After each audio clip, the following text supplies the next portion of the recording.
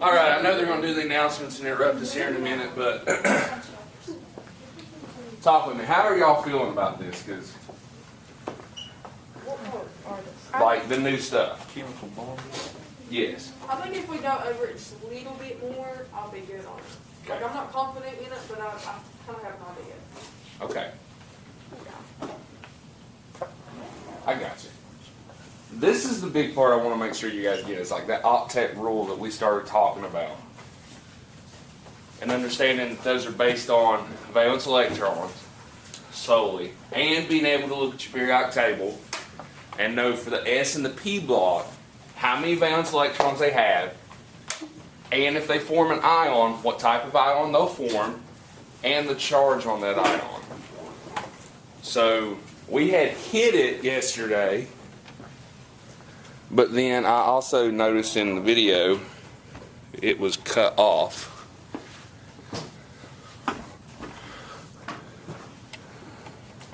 As it would be now.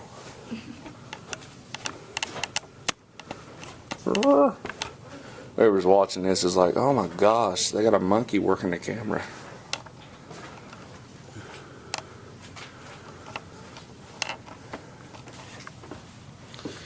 So this is what I want to make sure you guys are getting, is over here, how many valence electrons does the first column have?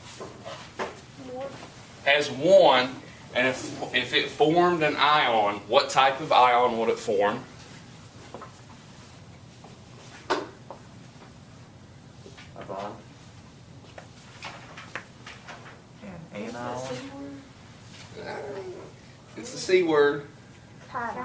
Cation. It's going to form a positive ion because what would be the charge of the ion? Positive. Good morning, everyone. Today is Tuesday, February 9th. The weather for today is a high of 47 with a low of 32 degrees. Please stand for the Pledge of Allegiance. Where's the joke of the day? I pledge allegiance to the flag of the United States of America and to the republic for which it stands, one nation, under God, indivisible, with liberty and justice for all. No principle.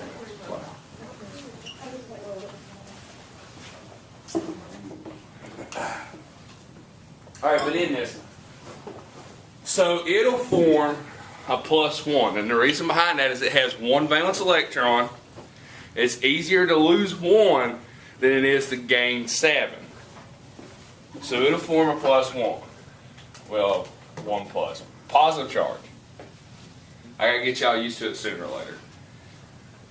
What about the second column? 2 2 valence electrons. Plus. valence electrons and 2 plus. What about the third column? It's not special. It's not special, or we just don't worry about it. Don't worry about the. I think it's the D. Maybe. Well, it's just not supposed to go into those. Don't worry about the D block. Okay, they do weird, freaky things. We're going to talk about that in metallic bonding. Well, that's 13th column. 3 valence electrons and charge.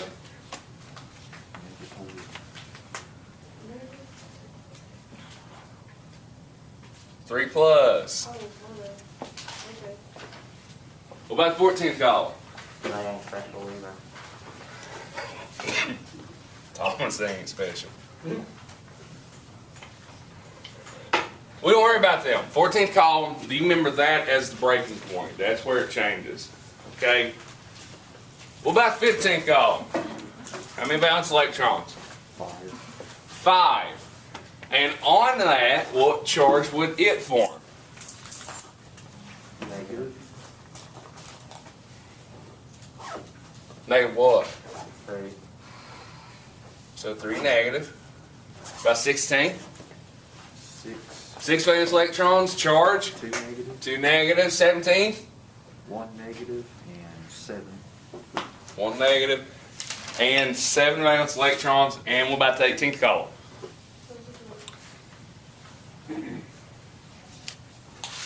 They are special, but it's weird. What are they called again?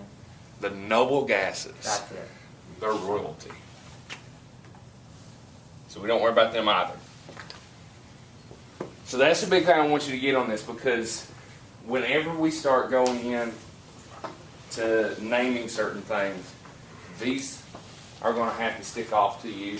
You're going to have to know the charges these things will form, they will make. All right? Now, I have a gift for you. It's a very special gift. Worksheet. Y'all want an opportunity at some points, don't you? Yes. Oh, yes. I'm going to give you an opportunity for some points. It starts with a new modern periodic table. I'm going to give you 50 elements that you have to know. Knowing me, I may break that, maybe more than 50. I thought this would be like, eight or something. This is going to be the easiest quiz you have left. Okay, I just want to put it out there, like, I failed this quiz 3 times in environmental science, like, in my 3rd year. So, but it's probably not very easy. I swear. That's not what my pocket is. So that's the end of the periodic table. Did they run out of names? They actually recently just named something. Oh, we cut some rubber out of Like down there at the bottom, it. Name the the label. 110 through 118, those actually are not named. They're actually named now. All of them are named. So, here we go. I'm going to give you the elements that you need to know for your quiz. On this, you need to know the chemical symbol and the name. I'm doing this with a purpose. You have to be able for me to look at you and say potassium, and you have to know that it's K. This is going to come back to bite you. This is where we start laying foundation for everything you're going to do in chemistry for the rest of your life. I need one for Emily. Let me mark hers too. You give it to her. Oh my gosh, you're so needy. What day would this be on? I don't know. It'll be one day next week. Thursday. She ain't getting out of this either. I gotta take a chance. All right, so here we go. We're going to start. Pick the easy ones. Okay, I will. 1 through 36. So hydrogen, helium, lithium through beryllium, boron through neon, sodium through magnesium, aluminum through argon, acid and calcium, all the way to krypton. 1 through 36.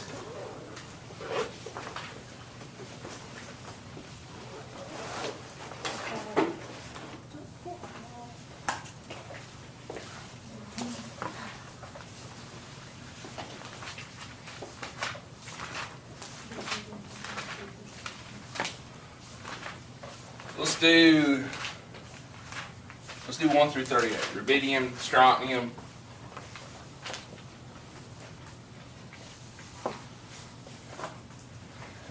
Then we'll start picking some. Let's do all of the S block. Wait, when?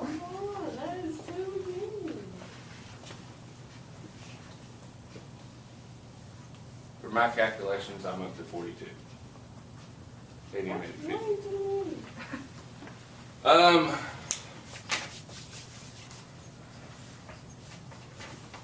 Let's do.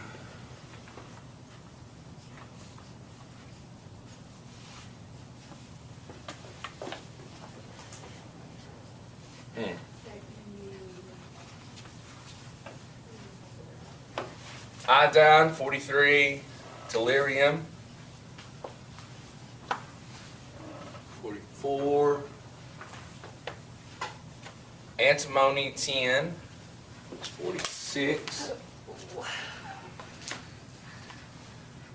Mercury, gold, platinum.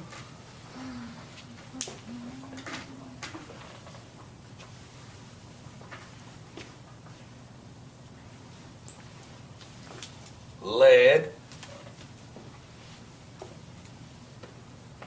And like I said, I'll bust 50. Oh, I see what you're doing. You're picking them hard ones that start with a different letter. That's what you're doing. Lead is literally AB. Huh? That is so many. Thallium, bismuth, Hey, what is that? What? xenon, radon. You find all these things. What the hell? On the periodic table. I mean, I can't find them. They're all right there in the P block, the bottom of the P block. I'm trying to look, but I can't even say that word. 81, 82, 83, 86.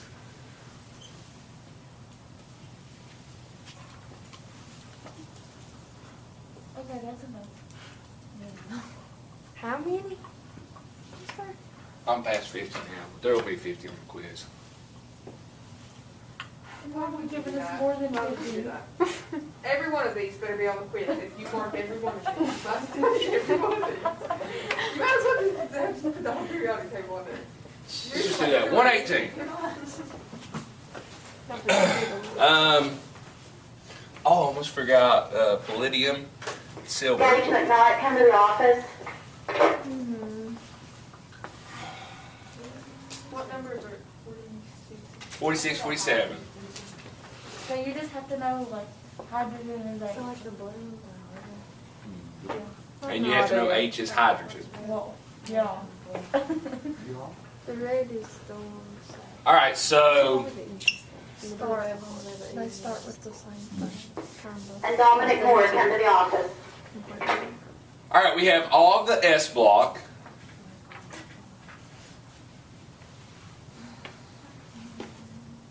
Let's do it this way. Let's do 1 through 38. I'm going to give you the atomic numbers. It's 1 through 38, 46 and 47,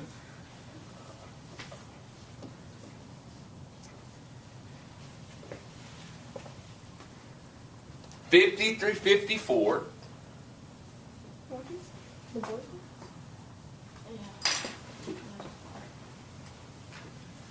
you got the S block. Well, 54, 55, 56.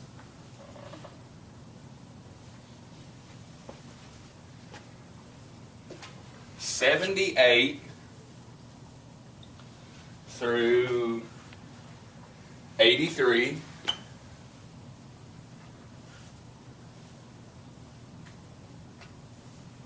Man, what am I kidding? We'll just do Oh, man. 78 through 86. I'll add polonium and astatine.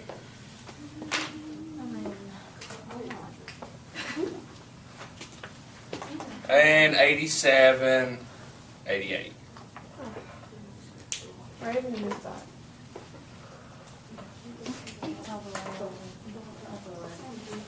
You're not to, if you want to, you can get your phones out and get a picture of it. I'm going to take a picture so I know which ones I gave you. Chase Short, come to the office, please. Chase Short.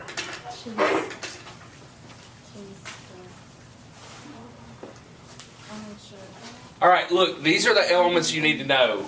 And We'll have the quiz next week. I'll look at my schedule, figure out what I'm doing, and I will let you know. Okay, I have a question. What's the question? You said that this is like for points or whatever. Did you say that we didn't like do half of them, like if we didn't know them? Would that count against it, or is it kind of like a bonus thing? No, it's a quiz. But it'll definitely count against you. Okay, like there's common sense ones on there. I got better look. Like if I asked you what carbon was, what would you guess? C. What about oxygen? O.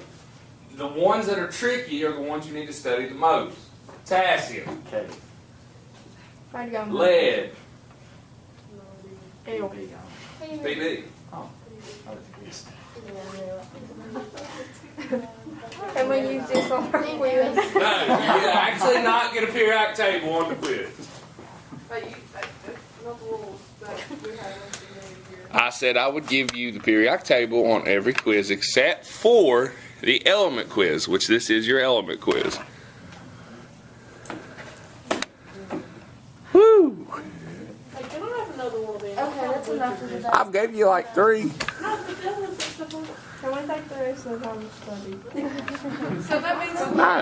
that you're not going to be sending out any videos. You're going to let us study for tomorrow, and we're not going to have any videos. Great. That's actually a great idea. Tomorrow is your assignment. You're not going to have a Teams meeting. I want Sorry you. for the interruption, but with teacher permission, if Michelle. all students are in the building, may I please come see Mrs. Cook in the gym? No. Jacob Barlow, Brianna Bartram, Tyler Grinnett, Mackenzie Browning, Brian Kennedy, Spencer King, Jessica Kennedy, Angel Kinzer, Okay. Ivy Canada, Zion Love. Please report to the gym with teacher permission. Thank So you got this info on the octet rule. All of them want to get to 8. They want that full outer shell.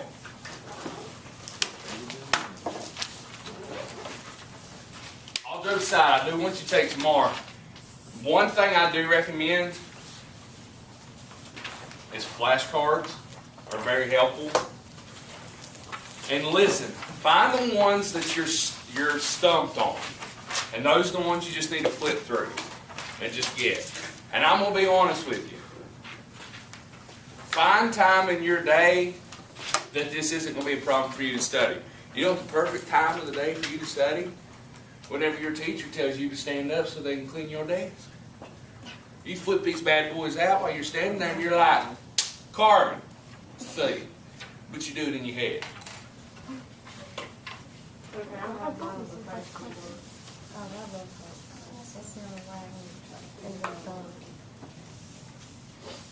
Alright, so we talked about the octet rule. Everybody wants to get 8. We talked about ionic bonds. We talked about how within them they'll form between cations and anions, and these are our strongest bonds. I said on there they like to flex on others. So now I want to talk about, I guess I should talk.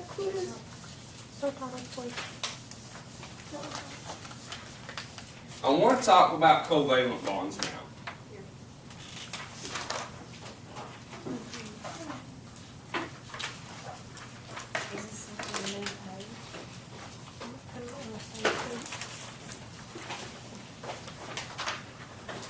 So in this, you got covalent bonds. Now, there's 2 different types that we're going to talk about.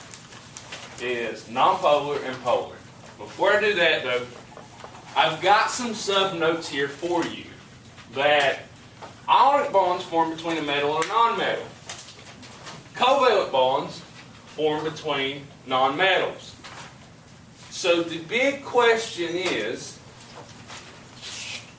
how to determine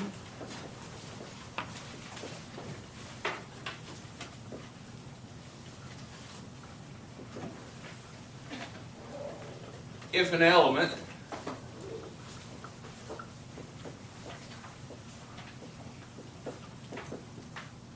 is metal / non-metal.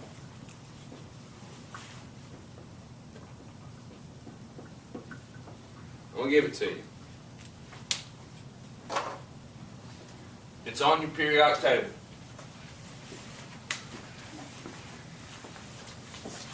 This thing is built to work for you.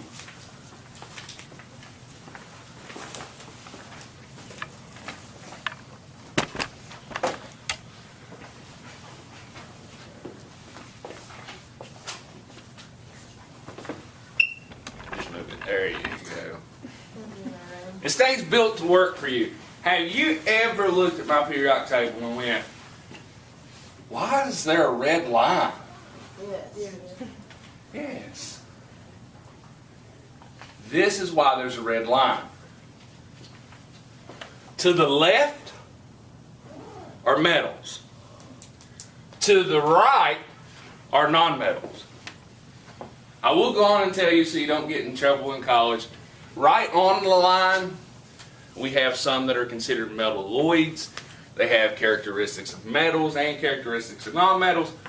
Pretty much in this class, what I care about is that you know to the left are metals. If you need help remembering that, the D block are called the transition metals. Column 1 are the alkali metals. Column 2, the alkali earth metals. To the left are metals.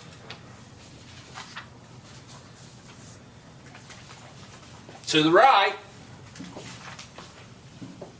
are nonmetals.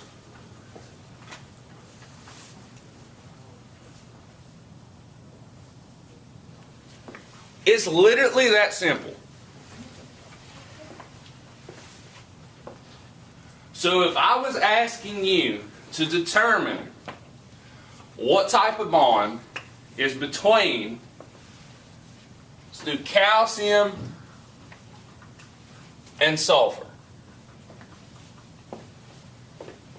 What type of bond is there? Well, what's calcium? Calcium is a metal. What's sulfur? A nonmetal.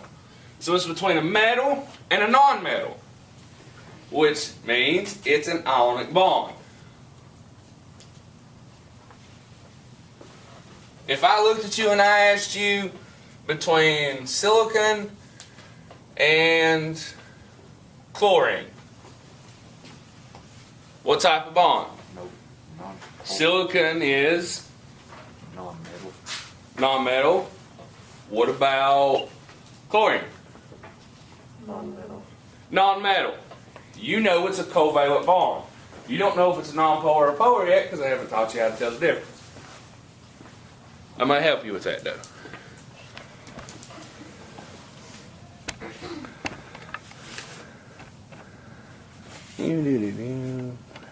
So in this, you now know how to determine whether it's metal or non-metal. But here's the big thing in this one that I want you to get. You have two different types. So the first type of covalent bond we're going to talk about is a nonpolar. Covalent. A nonpolar covalent is said to have, there's a range for this, a difference in electronegativity of between 0 to 0.2.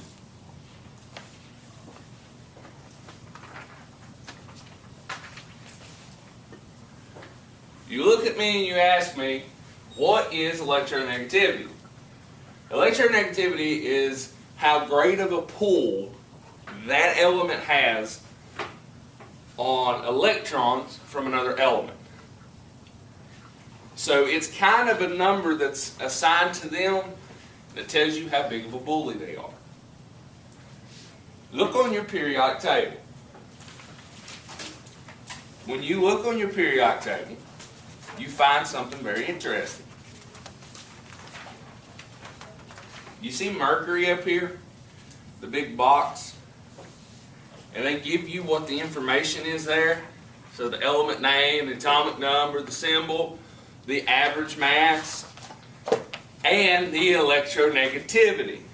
So you'll see for mercury, it's 1.9. Outside of that, your other elements, look on there, they have an electronegativity number assigned to them. So nitrogen, for example, what is nitrogen's electronegativity? 3.0. So if you had a bond, let's say you had a bond between nitrogen and oxygen. So we would take nitrogen, and its electronegativity number is 3.0. Oxygen has an electronegativity number of what? 3.5. So you find the difference between them. You say, well, Mr. Hall, what number goes first? The larger number. You're always going to end up with a positive number in this.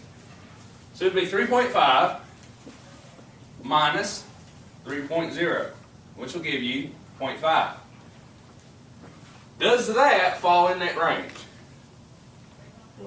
No. So is this a nonpolar covalent bond? No.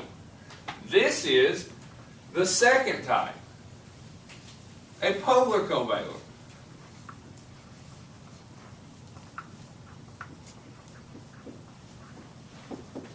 Polar covalents have a range of 0.2 to, and I'm going to be honest with you, this number is a number that is still debated to today. The second number, people still throw it around and they're like, well, this number works, this number doesn't work, it should be greater, it should be a little less. For this class, we're going to use 1.7. So if it's 0.2 exactly, what do you do? It can go either way. So in this case, bond between nitrogen and oxygen is a polar covalent. But let's say, for example, we throw on here, and these are pretty much a dead giveaway, like you should automatically get it. If I looked at you and I told you nitrogen gas, what's special about nitrogen? In the atmosphere? Yep, but there's something really special about it. Something really special about nitrogen and 6 others. Diatomic. Diatomic, which means it exists in nature bonded to itself. So we're talking nitrogen bonded to nitrogen. What's the electronegativity for nitrogen? 3.0. What's the electronegativity for nitrogen? 3.0. So 3.0 minus 3.0, 0. So that bond is what type of bond? It's a nonpolar covalent. That's what you're looking at here. Here's how you can tell the difference between them. I will go on and tell you, very, very, very rarely do you find a nonpolar covalent that is not a diatomic. Alright? But this is where these guys become so special.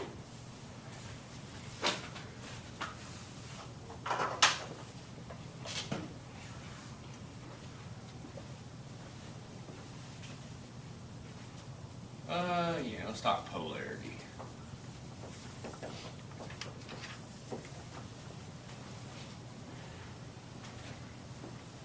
So you look at polarity, and this is the special thing about this. This goes kind of against like what you've been taught before, how we look at you and say, what do opposites do? They attract. When it comes to speaking of nonpolar and polar covalent bonds, it's different. It's not how it applies. Polar bonds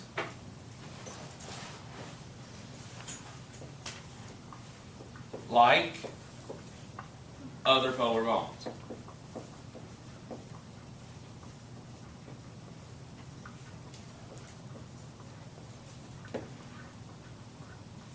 nonpolar bonds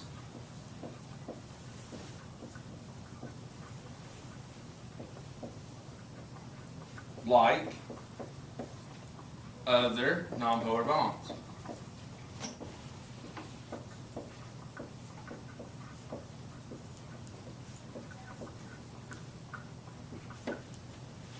This is saying like they can exist.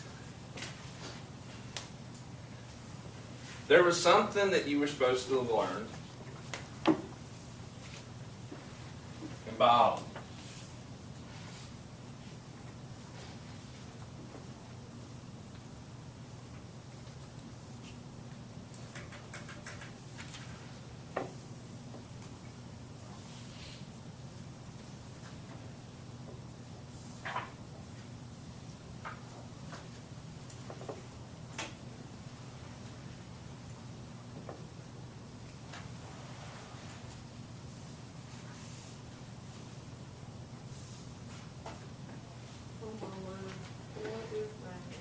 This is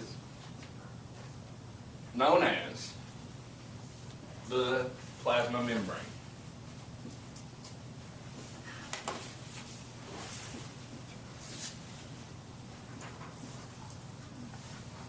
The plasma membrane takes this idea and uses it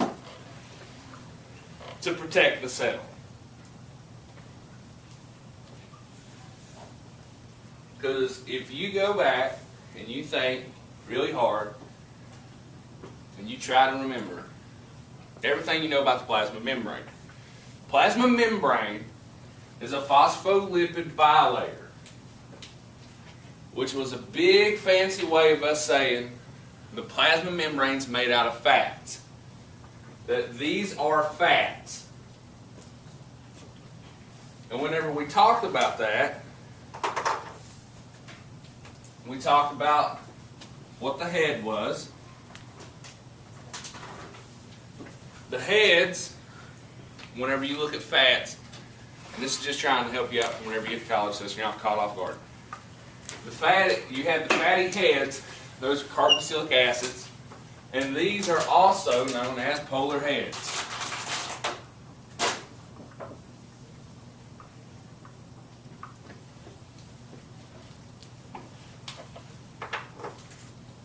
Then you have this region of the tails.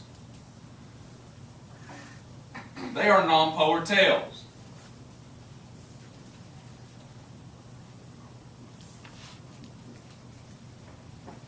This is literally what gives the plasma membrane the ability to protect the cell. All these polar heads, like I said, polar bonds like other polar bonds.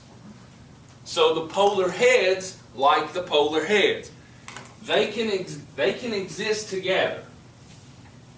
But they do not like nonpolar bonds.